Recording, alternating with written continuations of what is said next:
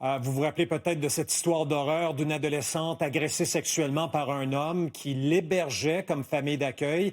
L'homme a été condamné en 2023, son fils aussi, mais aujourd'hui, José, c'était le début du procès de son beau-frère qui est accusé d'avoir aussi participé à l'agression d'une victime. Oui, l'accusé dans cette affaire est David Hudon. Donc, c'est le beau-frère d'Éric Jean, celui-là même qui a été condamné à 10 ans d'emprisonnement pour ce qu'il a fait vivre, justement, entre autres, à deux adolescentes qu'il hébergeait chez lui comme famille d'accueil dans sa résidence du secteur de Val-Bélair.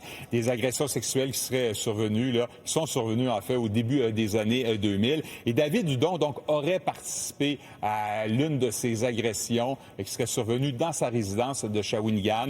La victime dans cette affaire, la présumée victime qui a témoigné ce matin, elle a mentionné qu'Éric Jean lui avait proposé de se rendre au domicile d'Hudon, qui habite à Shawinigan. Et sur la route entre Québec et Shawinigan, il lui aurait servi un café dans lequel il y avait de puissants somnifères. Dans un témoignage, là, parfois, évidemment, là, très émotif, la jeune femme a raconté, se souvenir d'être dans la résidence de David Hudon complètement nu sur son lit, d'être agressée sexuellement par, donc, Éric Jean, et de voir aussi David Hudon devant elle complètement nu. Elle a aussi mentionné que, malgré son état de semi-conscience, là, étant donné justement la prise de somnifères, qu'elle se rappelle très bien aussi avoir entendu David Hudon mentionner à Éric Jean qu'il avait peur de se faire prendre, et Éric Jean, lui, de répliquer, de ne pas s'en faire, qu'il n'allait se rappeler de rien en parlant évidemment de la présumée victime, étant donné justement la prise de somnifères. Donc David Hudon qui fait face à un chef d'accusation d'agression sexuelle avec participation